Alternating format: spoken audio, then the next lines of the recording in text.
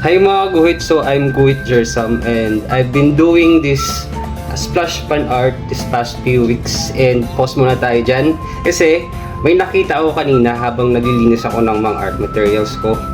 So nakita ko to, this is one of my failed splash fan art. Ginawa ko to last May, I guess last May. So ang gagawin natin, i-save natin siya. So kung nakita nyo, ayan, ginawa ko to using color pens. Ayan, and medyo nag-fail nga siya. So i-save natin siya kasi nakakapanghinayang naman kung itatapon ko to. Kaya i-save natin siya using colored pencils. And nga pala, baguhan pa lang sa paggawa ng mga color drawing. So nag-start pa lang ako last April ata yun, or last May o ganon, kasi dati takot akong gumamit ng color kasi nga na-diagnose ako with color blindness, lalo na sa red and green. Kaya di ako nagko-color dati, pero last April last May nag-start ako. So ayan, save natin to. Yan, so for this project ang gagamit po tayo ng Brutponer colored pencil. So since to yung lagi kong ginagamit. So ayan, magsimula tayo sa mata. Bakit? Kasi nga isa sa pagkakakilanlan ng isang tao is yung mata niya. So malalaman natin o makilala natin agad pag nakukuha natin yung mata ng isang tao sa pagdodrawing. Bago nga pala tayo mag-umpisa is make sure yung colored pencil natin o yung lapis is sharpened para mas maganda yung pagkakalapat ng color. Dito is umpisahan ko sa kanyang pupil. Kasi nga ano talaga ako gumawa ng drawing, inuumpisaan ko sa mata din sa pupil. And this fast forward natin to. Para mga kaguhit, pag sa una hindi nyo makuha yung gusto nyong kulay, huwag po kayong mag-alala. I-render nyo lang po siya o lapatan ng color hanggang sa makuha nyo yung desired color na gusto niyo. And may blender naman po tayo para mag-blend ng mga colors. Ayan. Pagkatapos nating ma-drawing yung dalawang mata at yung dalawang kilay, kapag okay na tayo sa result, isunod naman natin yung ilong.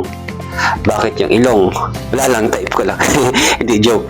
Yung ilong kasi, yan yung nagbibigay highlight sa mukha natin. O kumbaga, yan ang nagdadagdag ng magandang features sa mukha natin. Kaya tingnan natin, di ba, yung mga ibang tao is nagpaparitoke sila ng ilong, pinapatangos nila or pinapaayos nila. Kasi nga, ito yung nagbibigay or nagpapalutang ng mukha ng isang tao. Mas umaangat yung itsura nila kapag maayos ang ilong. So, kailangan nating makuha yung hugis or yung itsura ng ilong kapag nag-drawing tayo para mas lalong maging kamukha noong ginagawa natin sa reference. Pagkatapos natin sa ilong is isunod naman natin yung big, kasi nga isa rin to sa nagbibigay pagkakakilanlan sa isang tao. So ayun, i-fast forward lang din natin yung lips kasi konti lang naman yung aayusin. Medyo okay naman din siya na.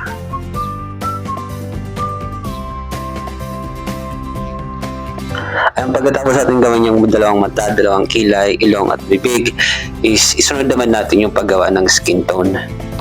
Sa paggawa naman ng skin tone, is nasa sa inyo na kung ano yung technique nyo. Yung sa akin is inuuna ko yung light tones bago yung dark tones.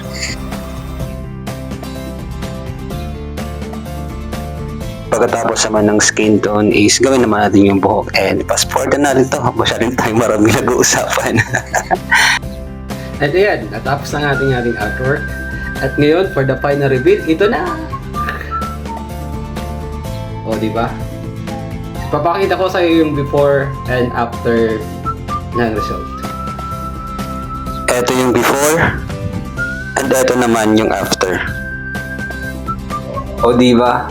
Ang laki ng in-improve ng artwork natin. Kaya mga kaguhit, kung meron kayong mga failed artwork o yung mga gusto nyong itapon na, is wag muna.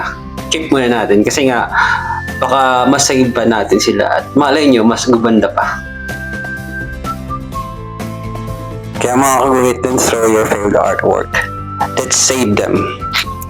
I-improve pa natin sila. So hanggang dito lang mga kaguhit. Kung nagustuhan niyo po yung video natin, is please pa-like, share, and subscribe na rin po. Maraming salamat!